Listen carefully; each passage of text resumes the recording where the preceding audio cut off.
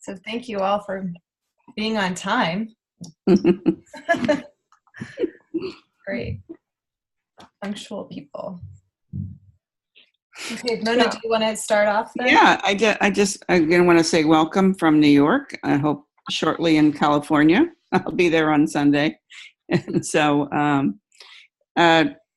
maybe just go to the next slide. Sure. Just, I got, not that it has much information, but just I'm hoping that you had some time to reflect on last week and think about what your CAW might look like, and we'll talk about that a little bit later.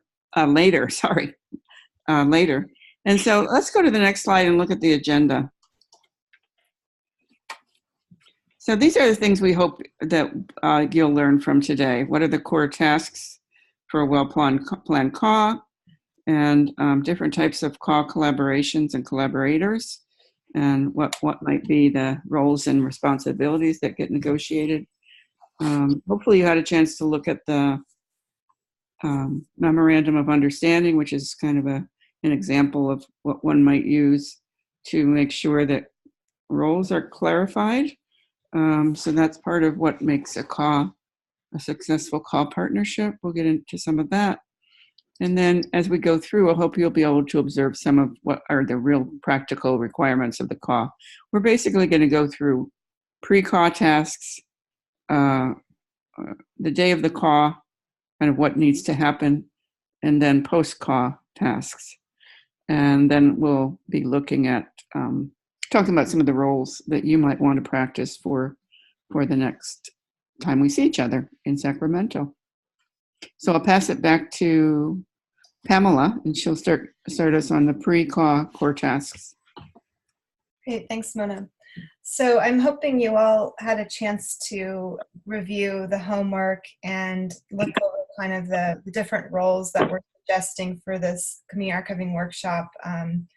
Really, we're suggesting roles for kind of what's coming up in a couple of weeks, but you guys should be thinking about kind of who's in your community, if there are additional roles they could play beyond what we're kind of outlining. But this is really just kind of the basics. And what's wonderful about the CAW model is that it is adaptable, it's scalable, to your situation, your community. So, you can include more people or less people depending on the needs of your collection and your resources available.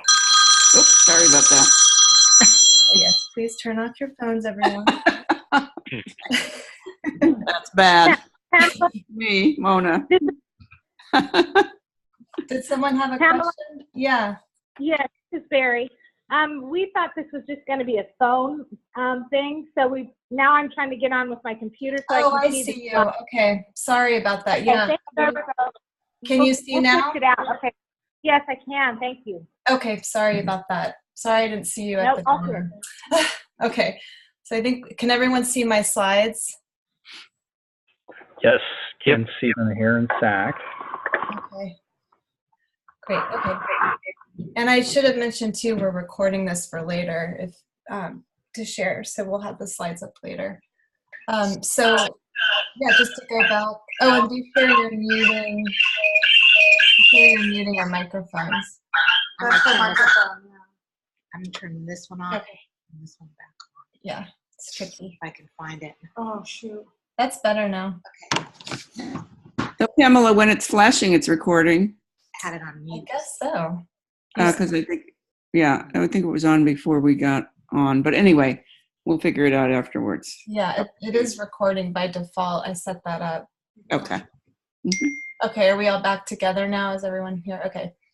Okay, so going back just to this example in Sacramento. So the first step you want to think about when you're planning a community archiving workshop is, who you may want to partner with. Now, in this situation for this grant, you basically are the partner. You are the organization, this CAW is serving. But, so you don't necessarily need to reach out to other organizations to form partnerships, but it definitely can be to your advantage, to bring others along, who are in the same situation as you, who might also have collections with, within a certain particular scope, particular region. And then of course they might bring resources with them, including equipment and volunteers to help. And of course, the more energy, the better. So in this situation, James at the Sacramento Room reached out to the West Sacramento Historical Society and the Galt Area Historical Society, and we're hoping that they'll come with a couple boxes or so to join in on the fund. So that's kind of the first step, is just to think about who in your community you can bring along, who might also benefit from a community archiving workshop.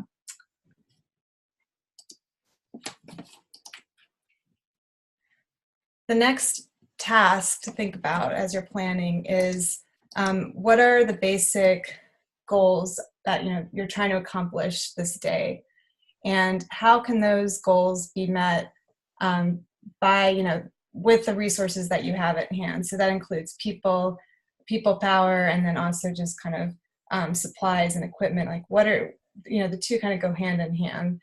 So consider who's in your community who can help you, and what role can they play to support you. And all of this is going to lead to some sort of agreement or a memorandum of understanding is the idea, the hope, so that everyone kind of has a common understanding of what we're trying to accomplish here.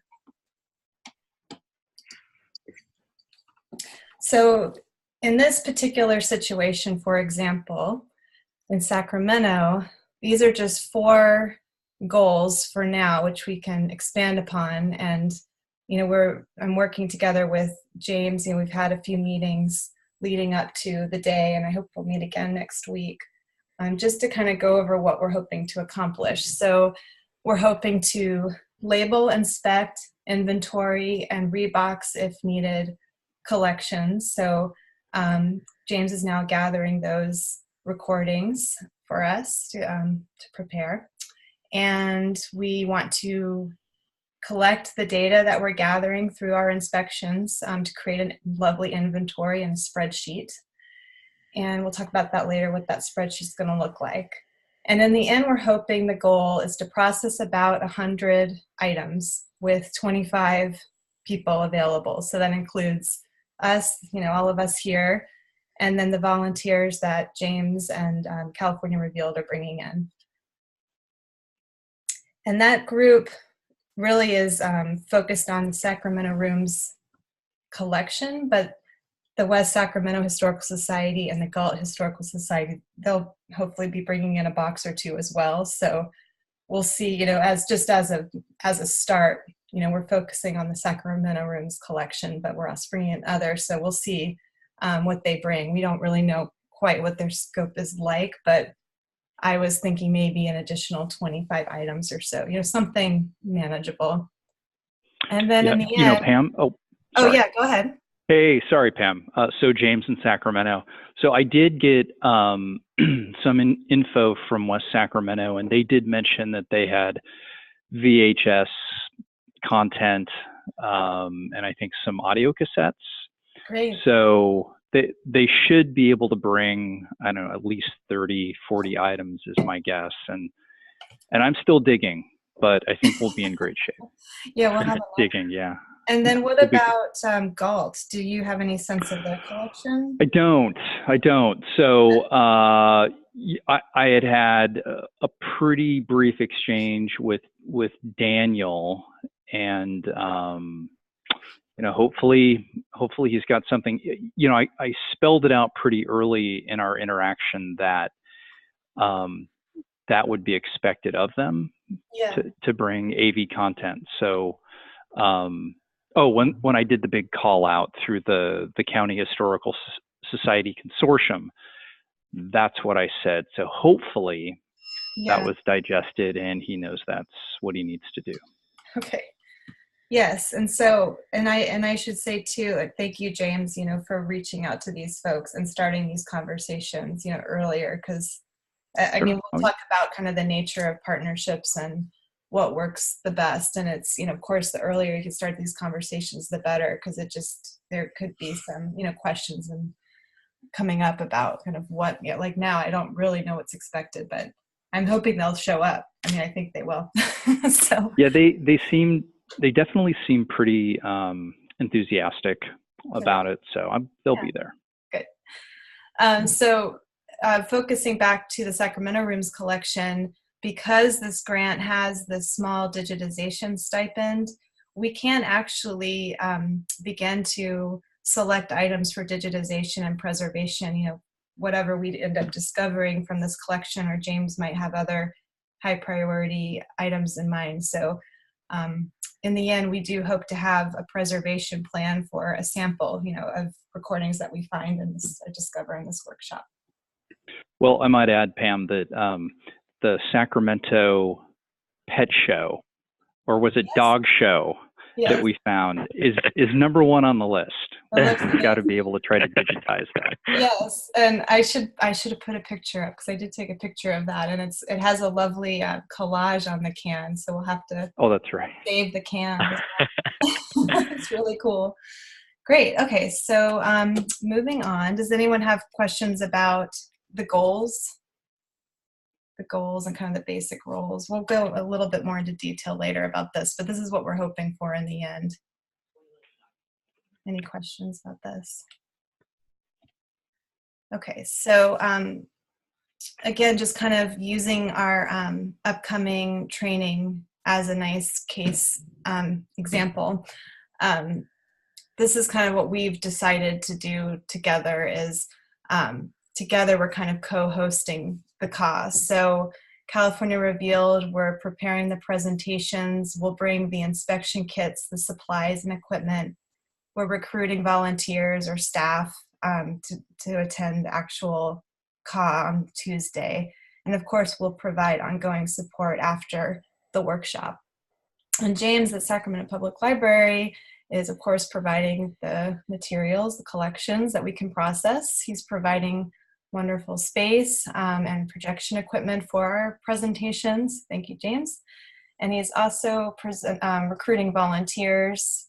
And I think you've got a good group at this point, maybe 7 or so. Yeah, we should be good. Still waiting to hear back from a couple of people, but I think we'll be strong. Yeah, for sure. Yeah. And then, of course, providing refreshments so we can stay strong throughout the day.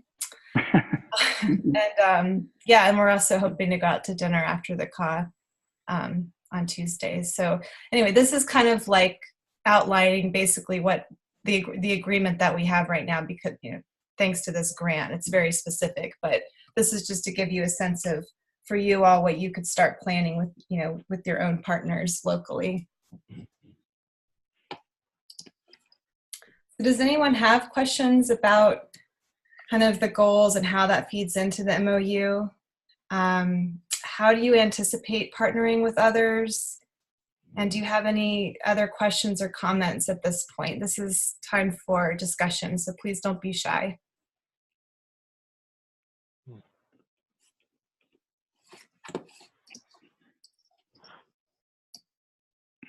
And I know some of you have mentioned, like with the first webinar, you talked about folks you've already been thinking about reaching out to. Do all of you anticipate partnering with others, or do you think it'll be more of a solo adventure with our support? This is Tara from Bishop. Yeah, we'll be partnering up with our language program as well as our preservation office. You know, with our cultural center being closed for a long time, we had to, our community had to find different outlets to secure our collections. And so the language program and the TIPO office was where they went to, or even the county library and the county museum. So definitely some of our resources and our collections are spread out. So we would have to do a lot of partnerships within different areas, organizations in our community. So hopefully we'll be strong in that area. They're all willing to help and be a part of this. We're excited about that. Yeah. So, but that's where we're at for our Bishop community. Great. Thank you for sharing. It sounds like it might be, because that's quite a few partners. They sound like kind of larger organizations like the county library. I don't know. Is that Inyo County? Correct. But, you know, it was just trying to get us all on one page. Not necessarily they have to bring there what they have, I see. but, you know, that this could be a future venture, or this could be something that we're leaning towards, because, you know, sometimes we get a little protective of what we have and don't want to share. Yes. So that's kind of what we're in a situation too, where is it going to end up? Whose hands are where is it going to land? And, you know, sometimes our community doesn't know what the county has.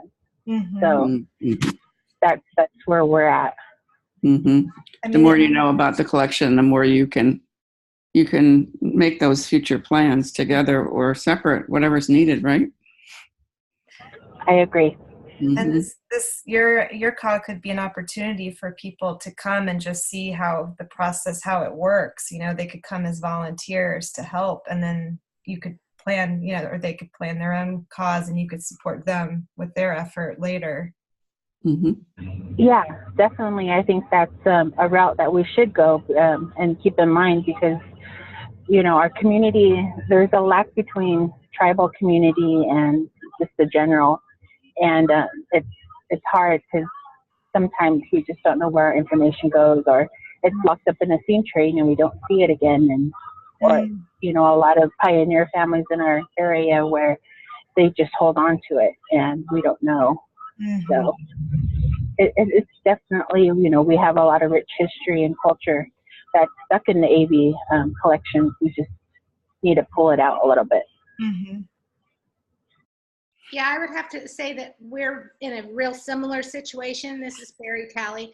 We have a language department that's been offline for a number of years, and I know that there's a huge, and then they've just recently gotten re-coordinated and are willing to work with us and populate our digital repository with language.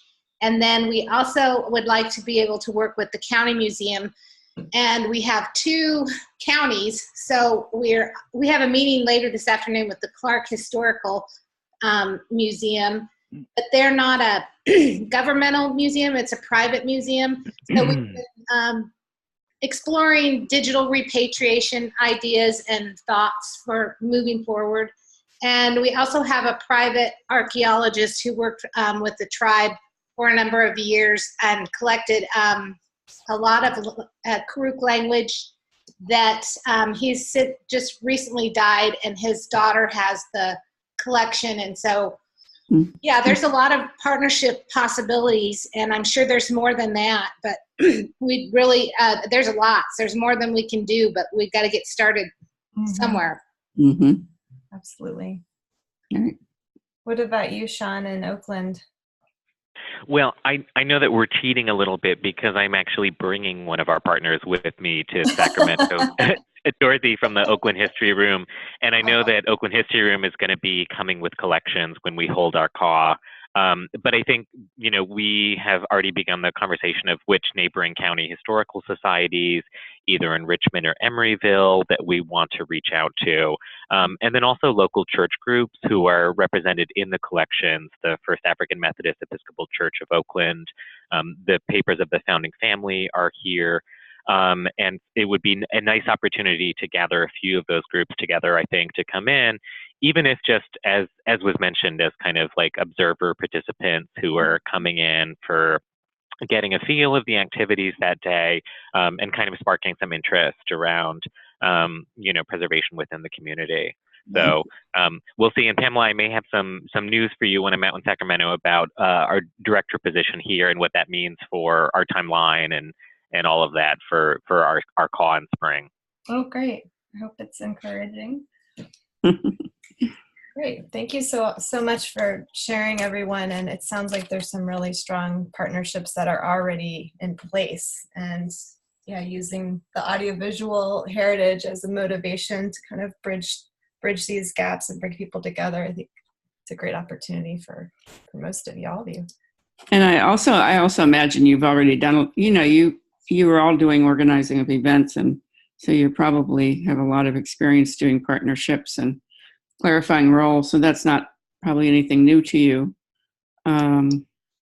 So, the memorandum of understanding that we've provided is just a guideline. It's always going to vary depending on where you are, who your partners are, and so on. Yeah. Mm-hmm. Great. So moving on, you need to agree on what exactly are you hoping to focus on during this day? And this is a wonderful picture that Barry and Elaine sent of, I don't know if this is excitement or horror of the number of mini DVs to manage. Yeah, that's ours. Yeah. Which I love. So yeah, I think, the idea is, what exactly are you hoping to accomplish? I mean, we usually say, with a good group of people, you can usually inventory and inspect 100 to 200 items, but it really does depend on the arrangement and the condition of the materials, and of course the number of hands that you have to help. So I don't know if you want to speak more about that, Mona, because you have much more experience in this regard, but I think that the idea is trying to kind of start with a sample, and then the idea is the work will continue after the workshop. Yeah, I think it's good when you're working with volunteers to try to be as clear as possible, something that's cohesive, makes some sense, and something where they might have some materials, I don't know, that relate to each other to a certain extent.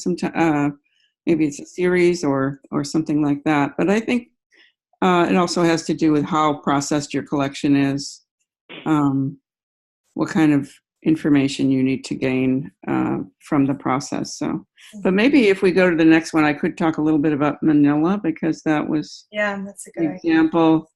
When we were in Manila, it was a partnership with the Southeast Asian Pacific Audiovisual Archives Association members and students from a library school there at the University of the Philippines in Manila. And they had looked around to try to find a partner, and they came up with Community Visions, which was a collection where the group was no longer active. And also it was held by another organization who was a custodian, but they didn't really know much about it. So in this case, we did have to, we did go there beforehand to look at the collection and to try to choose a subset, because it was 700 tapes, I think, was what it was. And we couldn't do that many, but we selected 200.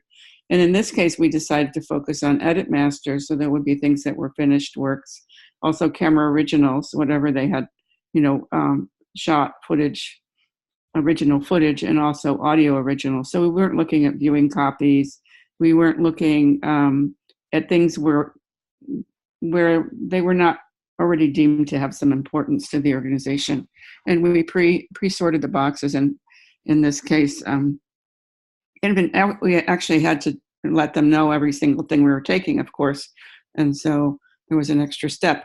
But I think, and we will, when we look more carefully about the collection at the Sacramento room and what's coming in for our call, we'll talk more about that.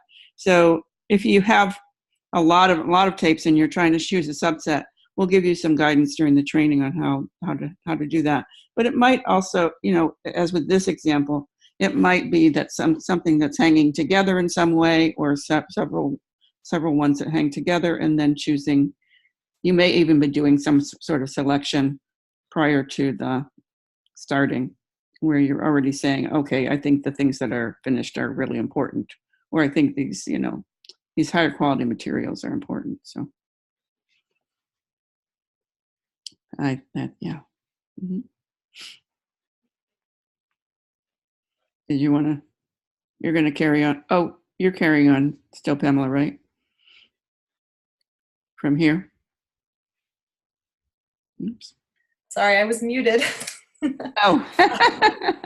But we can do this together. I mean, either way. But No, go ahead. I think I just want to talk. I thought I would just talk about that one slide, because it was an example of where not only did we do it on site, but we also really made some selections. Yeah. Yeah, and this is all happening before the workshop, and so that you can hit the ground running that day, and it can be a collaborative effort. I forgot to mention, actually, when you're starting to think about your partnerships, like kind of start to form in your mind a type of planning committee, which could really just be like 2 to 3 people. Just so I think besides like one person besides yourself, it's good to have some camaraderie and support to kind of plan all these details. So yeah, that's just something to keep in mind. So like this with the workflow related to your goals, how are you going to organize the materials? We have the ideas, we'll have different tables, different roles, and how are we going to kind of organize the materials through the process, from assessment, inspection, inventory to possibly rehousing, and then collecting the data in the end. There are just lots of little steps that need to come together, and we'll talk about that, of course, much more in detail in person. So this is really just to give you an overall kind of view of what you need to be thinking about before the CAW. And this is kind of what I've been doing behind the scenes with James a little bit too, is kind of gathering our troops to see, okay, who can step up and help us as volunteers. And here you go. So here are the core kind of roles that we're thinking. So the planning committee could be yourself and a couple of people either at your institution, or it could be, the couple of people coming from your partner organizations to help you figure out the logistics of the site. What equipment do you need? What supplies do you need? Help you with outreach to kind of get the word out and gather volunteers. And of course, brainstorm on the data template. So that'll be a nice discussion when we get together in Sacramento about kind of different ways you can, or different data you want to capture, and where to begin with that. So that it's always good just to have people to have these discussions with, so you're not just alone, talking to yourself and going in circles. We talked about this in the homework, so we want to be sure there's someone at the welcome table to greet and assign volunteers as they come in for the CAW. And this number for the table captains really depends on, I think, kind of the scale and scope of the collection. We're thinking 4 tables will probably be enough to, each table will collect information about, the tapes or films coming through box by box. And we'll also have a dedicated table for film inspection off to the side there, but for the everything else besides film, it'll mostly be pretty consistent, hopefully, and we'll just have maybe 3 tables for magnetic media. We'll figure this all out when we get together in Sacramento. And box table, I think, is a wonderful idea. And this is, I don't know if this is your idea, Mona, but there's a couple of people, maybe 3 people, building the boxes if we need to rehouse collections, assigning the boxes a number, a unique box number, and then, of course, deciding the range of labels for each box, so that when the box gets to each table for inventory and inspection, it's ready to go, and people can just start immediately entering the unique identifiers for each item and then condition information for each item, and it's just much more streamlined that way. And of course, we don't want to create mass confusion with, floating identifiers all over the place, so everything will be nice and consecutive. And then this is the fun part. There is a time during the CAW when we have presentations. So we are hoping that some of you will be able to kind of test this and try it out.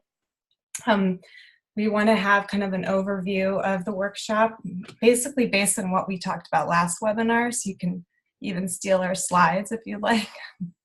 You should. And then we also want people to talk about kind of the challenges and what we're trying to accomplish inventorying these audiovisual collections, so specifically for magnetic media and film. So that's kind of getting into the material and condition challenges of, as these materials deteriorate, what should we look out for? That could be red flags for preservation priorities, and then of course going over the basic fields that we're trying to capture during the inventory. So this is kind of an overview of all the folks that we hope, these are kind of the major roles, and we're hoping you all are thinking about where what you'd like to practice.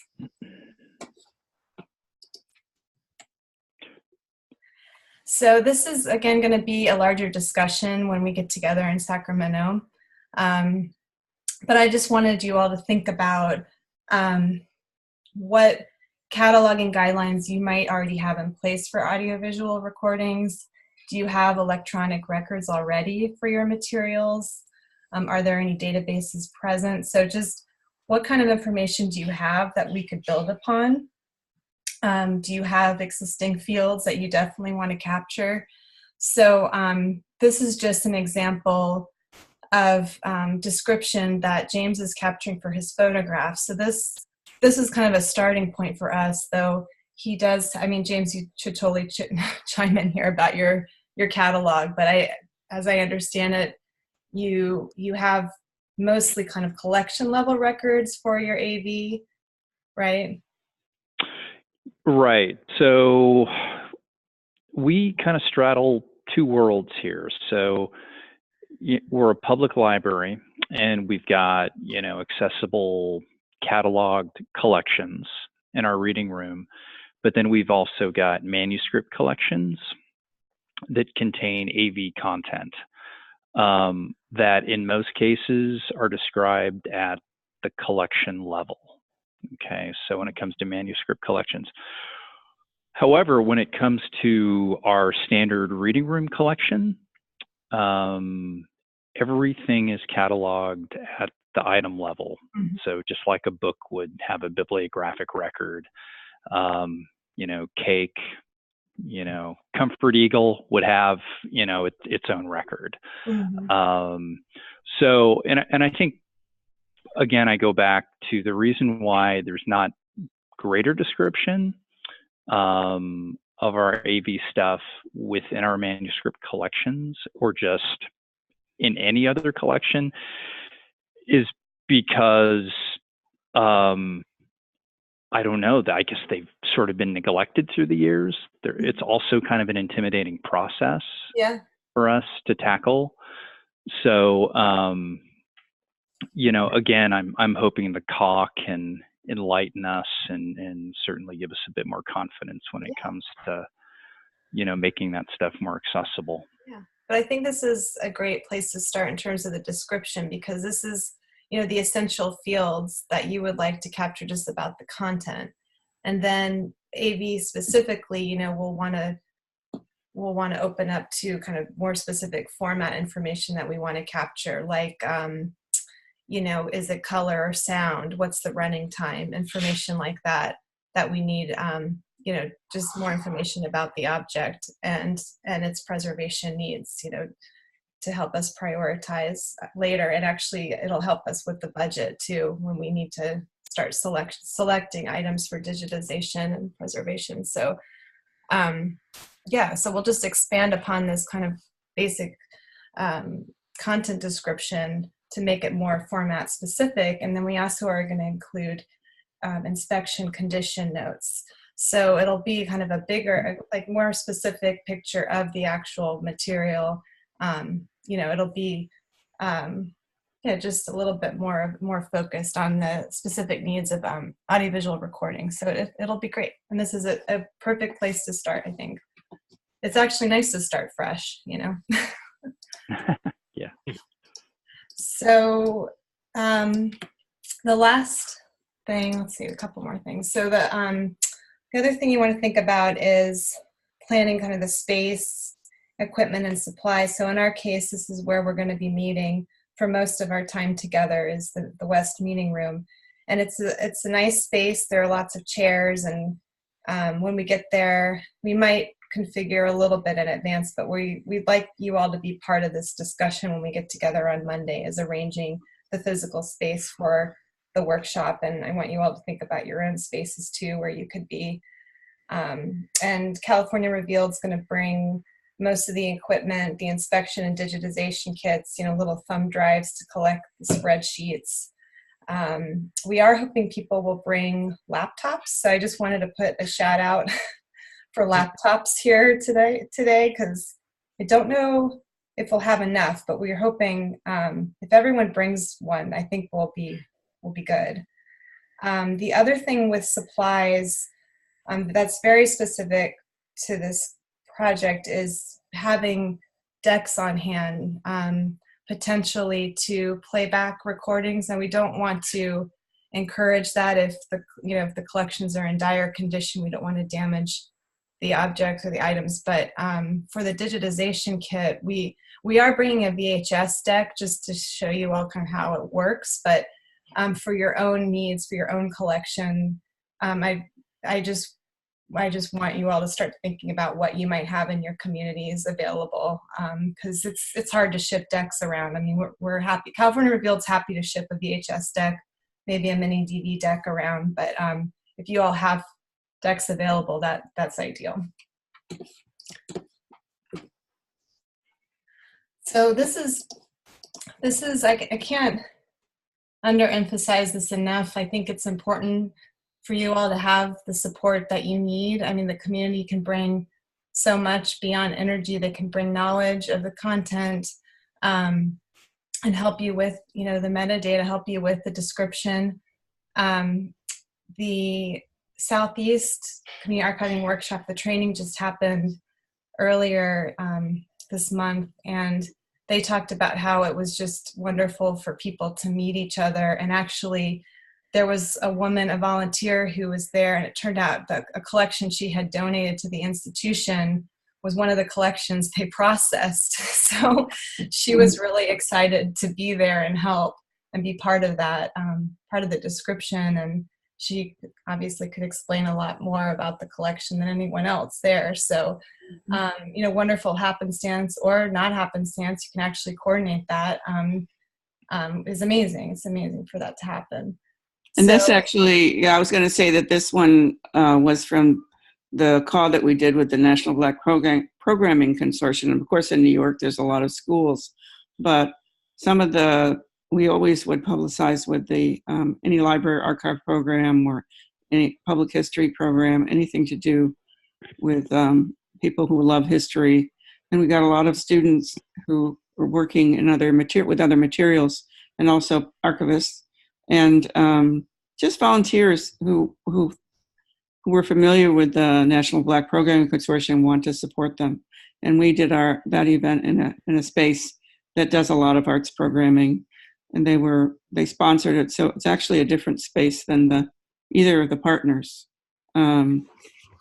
So it can really be, and I find that after you do one, then a lot of times people will come back, even if they feel then like they're starting to get some expertise. Mm-hmm. There you go. Yeah, right. Yeah, hopefully they'll come back to keep working on the collections. And it's definitely helpful to start recruiting, early, at least 1 month before, the day, just to gather momentum, let the word of mouth kind of spread. And of course, yeah, if you can have help coordinating that, that's great.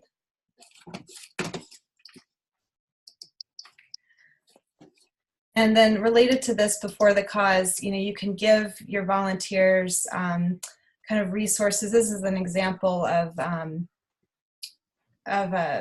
I think this is from the Texas source. Is that right, Mona? Yeah, it's a video identification guide and conservation guide. Yeah. Just to give people a heads up of formats they're going to encounter, and just kind of give them basic overview of what we're hoping to accomplish, and of course sending out reminders to be there or be square. All of that, you have to kind of keep that momentum going. All right, I'm going to pick up with the day of CAW. Usually the day for the CAW, we typically run something like 11 to 5. So we allow ourselves a couple of hours in the morning to get set up. And sometimes you're able to go and see the collection beforehand, which is always great, which I know Pamela's doing. And we can sometimes do some arrangement of the collections to make things easier. This was where we were, I think, sorting things by year. So maybe we would start with the oldest material and work forward. And anyway, that would help us be a little more efficient. And that, as Pamela said, that might be setting up the projector, setting up the tables, making sure everybody knows what they're doing, and that kind of thing. And next slide, please. And we've typically had a little table where people sign in. And what we try to do is to gauge their experience with AV material when they come in. So we might, if somebody says, "Oh yeah, I've done it a little bit before," we'll put them at a table, and maybe next person comes in, they don't know anything about AV, never done anything. So we'll make sure that we'll put them together. So we try to place people on the table so we have a mix of people with experience and those who are very new to the whole thing.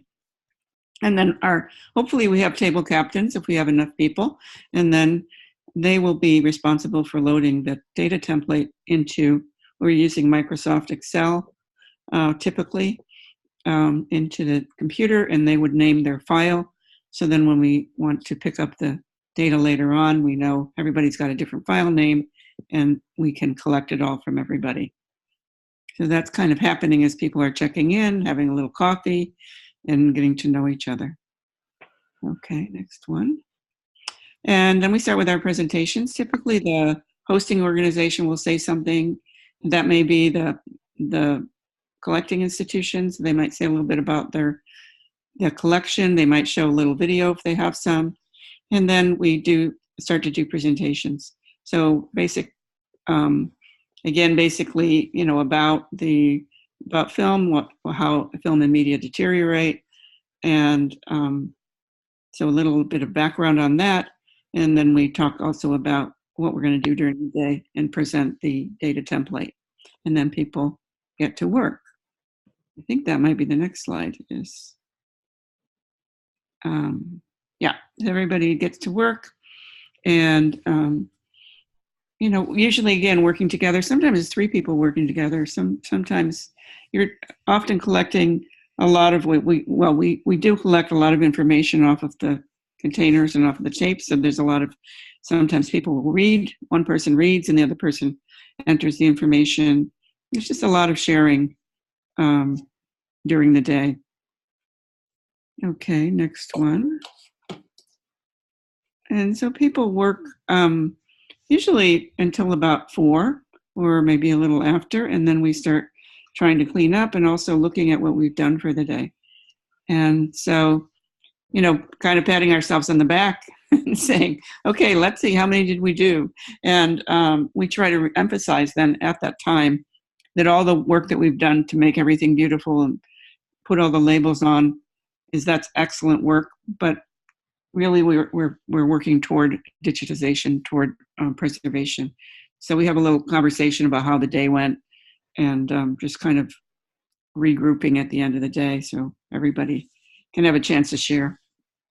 Yeah, so giving thanks and doing some evaluation. We usually do evaluation forms lately, I think, or I guess it depends, but I think that's a good idea that we should do it for this CAW. I would encourage it for you to get some information back about how the day went for everybody. Mm-hmm. And so then there are some things to do after the CAW.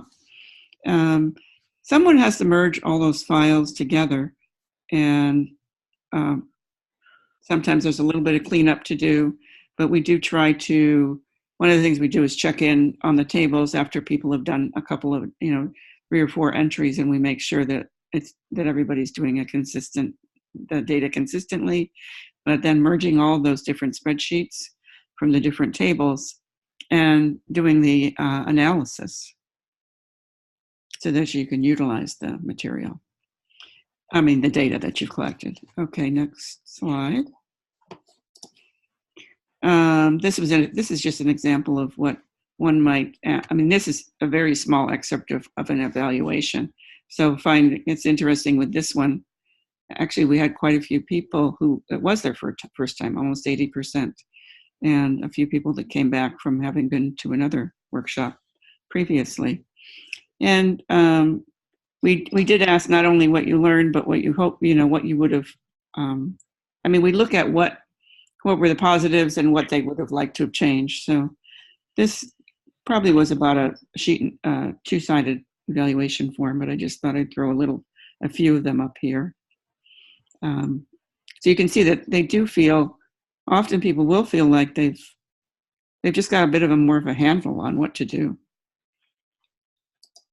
So, and then really the collecting institution will do further analysis. This is just an example. And sorry, some of it is in Spanish, just for formatos, I guess is in Spanish. Everything got changed. It was originally in Spanish. But you might make a kind of a chart like this where you're summarizing everything that you learned about your collection. And also, as you can see over to the right, then you're starting to plan for storage. And one of the things we collect with the data template is the duration or the running time, if we have it. If not, we collect information about the capacity of the tape, whether it's 30 minutes, 20 minutes, 90 minutes, and then you can calculate your storage. So really what we're trying to get to is being able to use this data to plan for preservation and begin that preservation work. Yeah, and I would say too is when you are doing the inventory,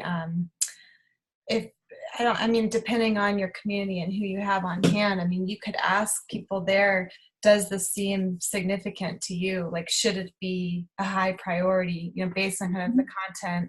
And of course, format is also a major consideration and condition. But yeah, even just thinking about the content, which is something that, the community can totally relate to and talk about and connect with. So that's another field that we could add, to the data template as maybe a little flag in terms of historical significance or importance to the community.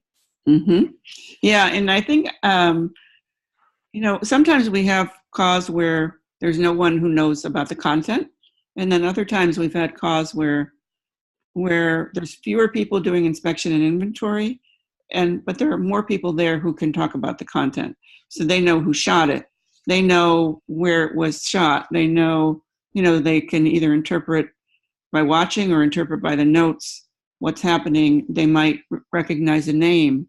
So it can really be a combination of different people contributing.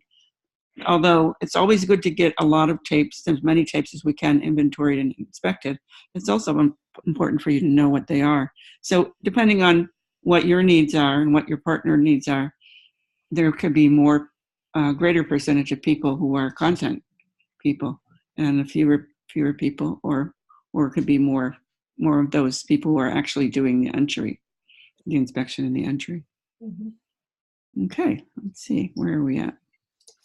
I realized that we put together these questions and we had asked some of them beforehand, but I don't know, maybe now that we've been through this whole set of different roles and different tasks, if you have even a better understanding of how you might partner or who you might pull in from your community or what resources you might use. Does anybody have anything to share at this time?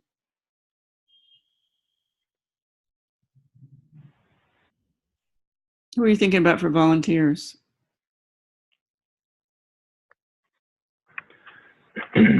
So, hey, I can jump in here and talk a little bit about volunteers. So we have a relationship with Sacramento State University. They've got a public history program. Mm-hmm. And so, can you guys hear me? Yeah. Oh, yeah. Okay, cool. All right, sorry. So what we have is the luxury of always being in contact with that institution and their student bodies. So we were able to pull a couple of people from Sacramento State. We also have some Sacramento Public Library alumni, librarians who have retired. They're going to come back and help out a bit. And then we just have standard volunteers from our army of volunteers in the Sacramento room that are going to come on in. And these folks have affiliations, additional affiliations to special libraries in the Sacramento area. Another one of them is a student at San Jose State in the library school there. So I don't know, we got kind of lucky. We've already got existing relationships that we could leverage to bring people in. So, but even without that, a good place to look would be local community colleges, local, CSUs possibly. So yeah, I mean, there are definitely people out there who have an interest in history, interest in preservation, and they seem to gather at institutions of higher learning. So when you have a city, you're working in a city situation, there's tend to be more schools and things. What about people who are in more rural areas, or do you think you might have different people you're pulling in,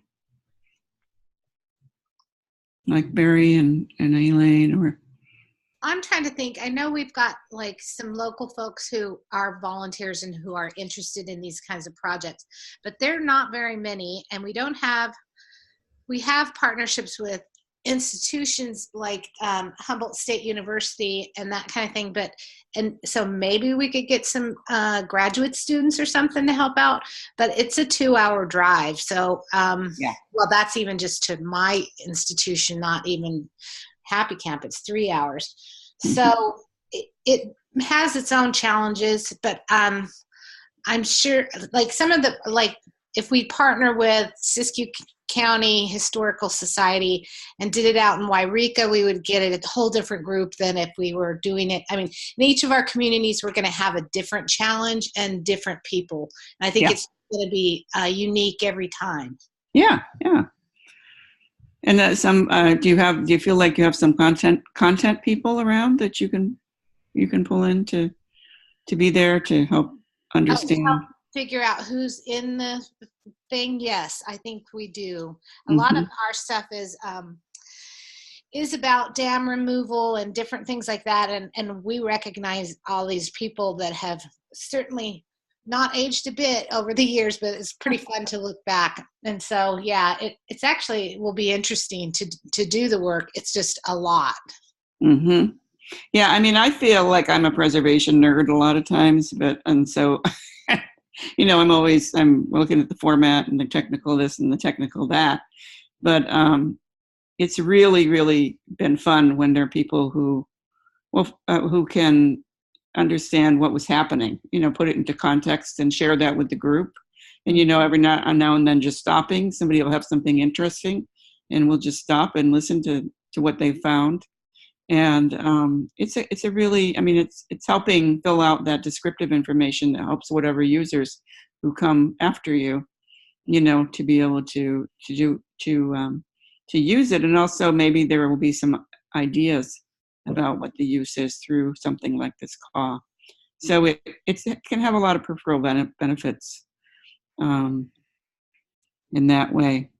And particularly in Oaxaca, we had one person who was he's probably in his 70s, late 60s, 70s, who had been one of the first producers of some of the indigenous video in Oaxaca, in the Oaxaca area. And his niece was there, and she is an archivist, and actually they worked together, and he was able to identify a lot of the people whose names have been forgotten. And I would imagine with the language, when you're talking about language, preservation and use, that you have to have people who also have a good handle on that for some of the tapes that might be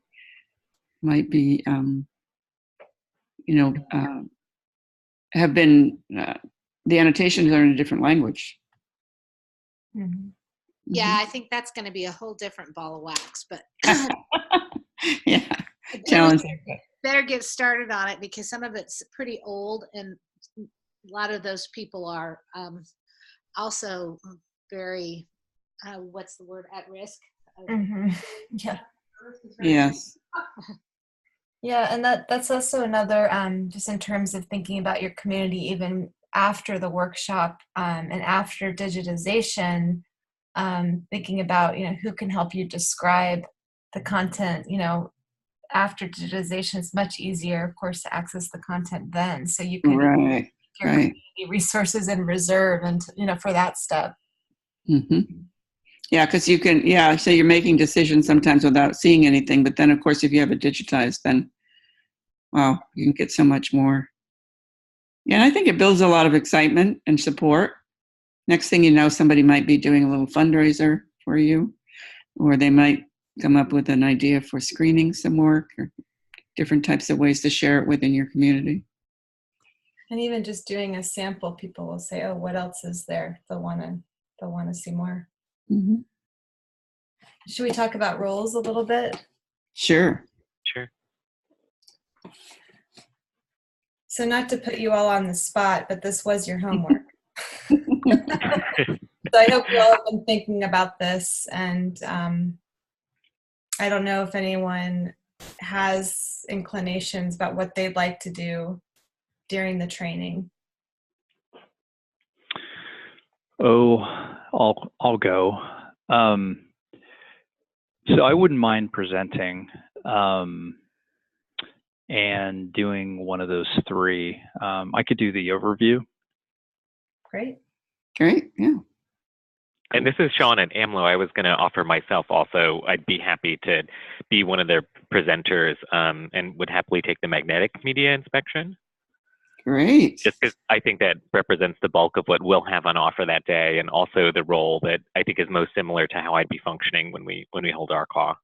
Mm-hmm. And we plan to, make those presentations to you on day one. So then you can feel free to make your own, but we will also have already a presentation that you can use for that. Cool. Fabulous. So we hope to get them to you a little beforehand. But we will be doing that. So you'll be able to see, how we do it. Not that you can't be creative. Is anybody else you don't have to stay, of course, at the same place. You can have an experience in more than one place. That would be fun. I think it'd be interesting to see the data collection, or coordinate the data collection, so that I have that a little bit more expertise in that area. Okay. But I also think the box table would be good too. So yeah, moving around a little would be nice. Mm-hmm. Does anyone feel real excited about Excel spreadsheets? No. Mm-hmm. Yeah. Mm-hmm. I mean, we use them and they're useful, but they're not I don't go yay when I see them. Mm-hmm. Mm-hmm. No, I don't either. That's right. Well, that's why I thought it might be helpful to work in that, so that you didn't have that, Yeah. And the day before, again, on day one, you probably saw on the agenda, we'll be introducing the data template, more about like why you use certain fields and, how the decisions were made. But then we'll present about it and then you'll practice using it. So by the time you come the next day, you will have a pretty good familiarity with the data template. And so then you can be helpful to the people at your table, but also you might, you might feel, I hope you'll feel more confident that day of, because you already have had some time to work through some of the issues. So we may assign you to some things if you don't choose, but we're giving you an opportunity to tell us what you want to do. So we'll make sure you get the chance to do that. Because we will need people at the tables. We will need people at the bottom. We will need people in all these things. Well, the presentations, we can do the whatever's left, but. And the presentations do happen at the beginning. So for those of you who volunteered to present, you'd then move on to another role. So there is definitely opportunity for movement here. Mm-hmm. Cool. And if you're not ready yet to take a role, if you could email us within the next couple of days, we'll be able to plan a little bit better. Some of you still thinking? Anybody? This is James in Sacramento. So I can do a table captain Okay. thing. Thanks. And this is Sean. I'd be happy to move after presentations to box table or table captain, whatever is needed. And I'll offer up and speak on Dorothy's behalf that I would think she'd be flexible with whatever was needed to, Okay. Stay. So when we get together, beforehand, we'll be going over the day. We'll be meeting earlier than 11, and we'll be going over the day, and we'll get all that settled. But, does anyone have any other comments or questions? I mean, we're basically at the end.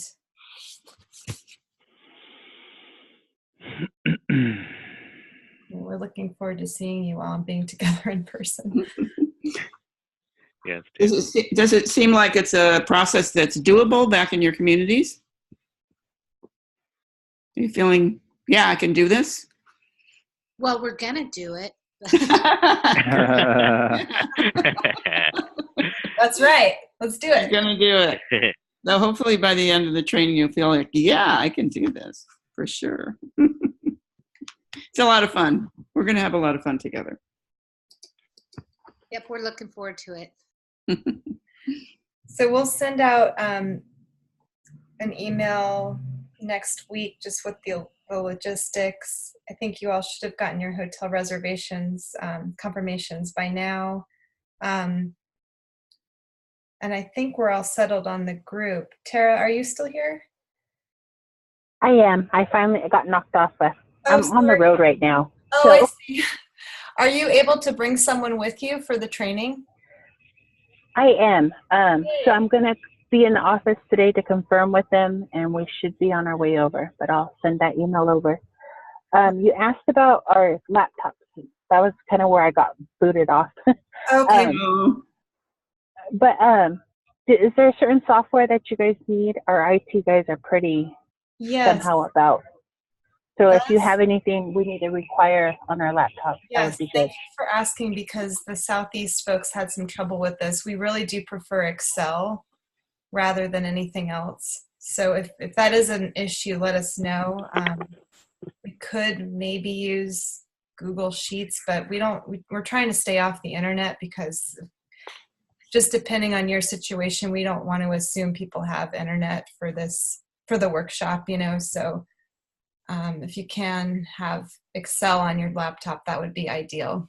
Does anybody have a problem with that right now? Yes, we're fine. No, I think that's great. Not everybody has internet. It's a great idea. Yeah. Okay, so bring a laptop, as many laptops, if someone's coming with you, you could remind them to bring one if they have one. It tends to work itself out with the volunteers and everything. Of course, you're going to want to let the volunteers know if they have a laptop to bring one. But people just tend to work together in groups, again, of 2 or 3. And so usually I haven't ever had a problem with people feeling like, oh, I can't do anything because I don't have a laptop. So there's lots to do. Mm-hmm.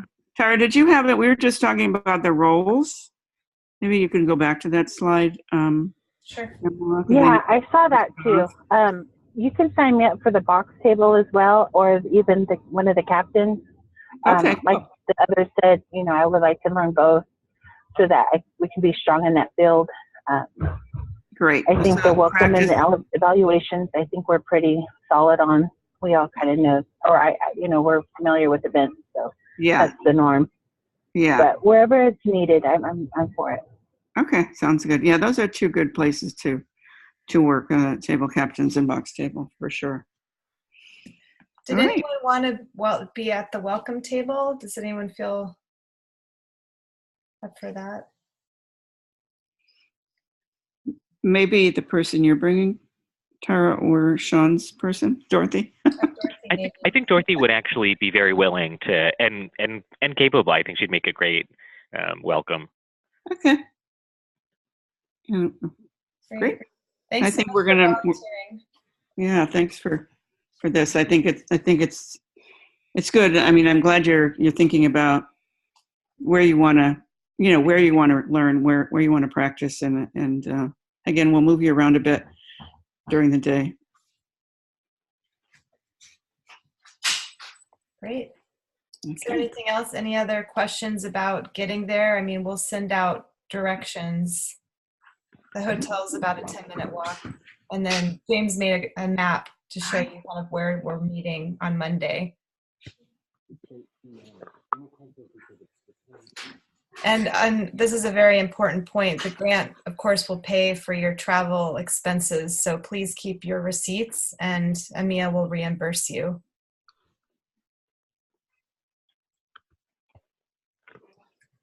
Any other questions? Thanks a lot, Pamela and Mona. Sure.